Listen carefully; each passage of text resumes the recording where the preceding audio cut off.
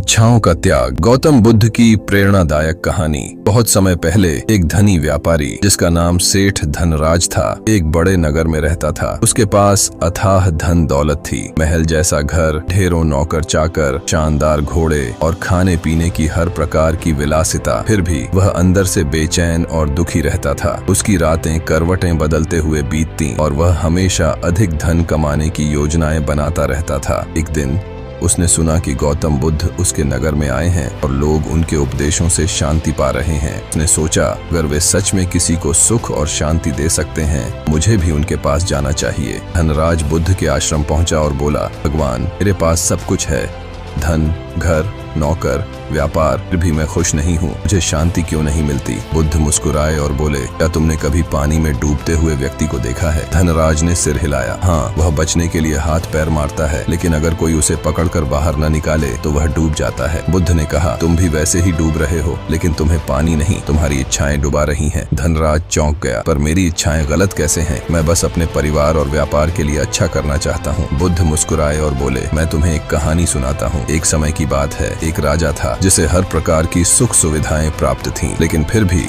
वह हमेशा चिंतित और दुखी रहता था। वह दिन रात सोचता, अगर मेरे पास और बड़ा राज्य होता और सोना होता तो मैं ज्यादा खुश होता। एक दिन उसने एक ज्ञानी साधु से पूछा, मैं दुखी क्यों हूँ? साधु ने राजा को एक चमकदार पत्थर दिया और कहा, इसे कसकर पकड़ो और मुझसे कहो कि यह तुम्हारा है। राजा ने वैसा ही किया। फिर साधु ने राजा की मुट्ठी से पत्थर छीनने की कोशिश की। राजा ने जोर से पकड़ लिया और बोला, यह मेरा है, इसे मत छीनो। साधु ने मुस्कुराकर कहा, यही तुम्हारी पीड़ा का कारण है। जैसे ही तुम किसी चीज को अपना मानते हो, तुम्हें डर लगने लगता है कि वह तुमसे छिन न जाए। तुम्हारी इच्छाएं और लालच तुम्हें कभी शांति से जीने नहीं देंगे। धनराज को यह सुनकर अपनी गलती का एहसास हुआ। उसने कहा, तो क्या मुझे सब कुछ छोड़ देना चाहिए? बुद्ध मुस्कुराए और बोले, नहीं, धन या सुविधाएं समस्या नहीं है, समस्या तुम्हारी इच्छाएं और लालच है। जब तक तुम संतुष्ट नहीं होगे, तब तक तुम्हें सुख नहीं मिलेगा। उन्होंने समझाया, सुख बाहर की चीजों में नहीं, बल्कि भीतर की शांति में है। इच्छाएं जितनी बढ़ेंगी, तुम्हारा दुख भी उतना ही बढ़ेगा। धनराज का जीवन बदल गया।